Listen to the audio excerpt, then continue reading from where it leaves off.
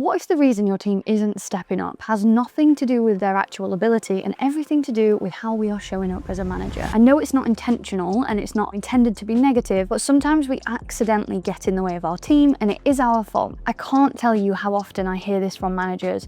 I feel like I care more than my team. They don't take ownership over the work, or why am I the only one who seems to be driving things forward? And sometimes when they're being really honest, they will admit, I just don't get why no one else takes any initiative. So if you've ever found yourself saying something like that, just stick with me because this next bit might sting a little. And by the way, when I say these things, it comes from a place of love because I have been there too. So there's this concept in leadership called the accidental diminisher. And the first time I came across this was in Liz Wiseman's work. And it was like someone had just handed me a mirror. Now, let's be clear, you are probably not trying to be controlling. You're not steamrolling your team. We're not intentionally micromanaging. And in fact, you probably care really deeply. You're energized, you're passionate, and you want to do things well. But ironically, that drive and that desire to help might be the very thing stopping your team from showing up fully. So as a first example, Wiseman describes one classic version of this as the ideas guy. So let's say we walk into a meeting full of energy, we start firing off ideas. This is how we're going to hit the target this month. This is how we're going to, go about this new project. And we think as managers, if we just throw a few things on the table, it might get everyone else inspired to start sharing those ideas too. But here's what usually happens instead.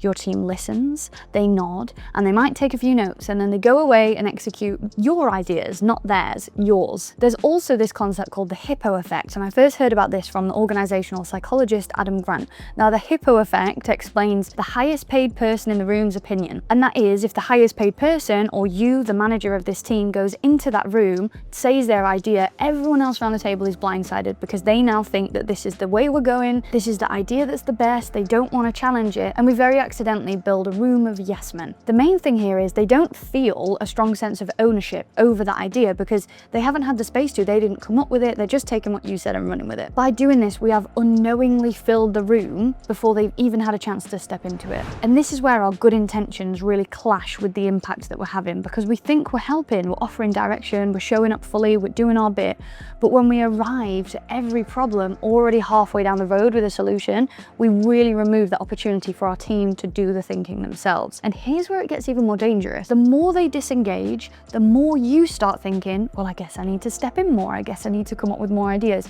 So we step in, we carry more, we offer more, and in doing that, they pull back even further. And it becomes this cycle, this loop. And before you know it, you are saying things like, I just don't understand why I'm the only one who cares. But there is a better way, and the best managers I have worked with, the ones who I have learned from, really been inspired by, and have seen their teams achieve incredible things, they do something slightly different. So they resist that urge to jump in and fill every silence with a suggestion. They come into conversations with a clear goal, but not a pre-written solution. They ask questions, they dig deeper, they really listen to their team, but mainly they leave space, and they trust that their team has what it takes to figure it out if given the chance. Now, I know what you're thinking. If I don't trust my team, what if they don't come up with ideas? But if we never create that space in the first place, if we never are willing to sit in that awkward silence and allow other people's voices to fill the room, we're never going to find out. Success for our team comes after they are given the permission to try, not before. And so we have to give them that permission, we have to create that space, and then they're going to try, and they're going to fail as well, and that's okay. But we just keep going along with that cycle of giving them space, asking questions, allowing them to try, allowing them to fail. And eventually they will get to the place where they will come up with ideas and they will feel confident in doing so. Just going to take a quick second to explain, if you want to level up even more in your leadership with me, there's two ways that you can get involved. Firstly, I have written an entire book on the 16 rules that the greatest leaders use to become the manager that everyone wants to work for, that's feeling ownership. We've got a whole chapter on this idea of ownership and accountability and the exact questions and conversations that we need to be having as a manager. I'll pop the link to go and get your copy in the description. And secondly, I run free 45-minute workshops almost every single week. I am live on there and teaching all these leadership principles even deeper. If you want to sign up and book a slot, just go to the link in the description. So let's talk about practically how we can do this. So if this is hitting home a bit, try this at your next team meeting. Bring a real challenge to the table, not a quick task, an actual challenge. So something like, we've seen a dip in engagement recently. What do you think is driving that? And what should we do about it? Then here's the hard part. Pause.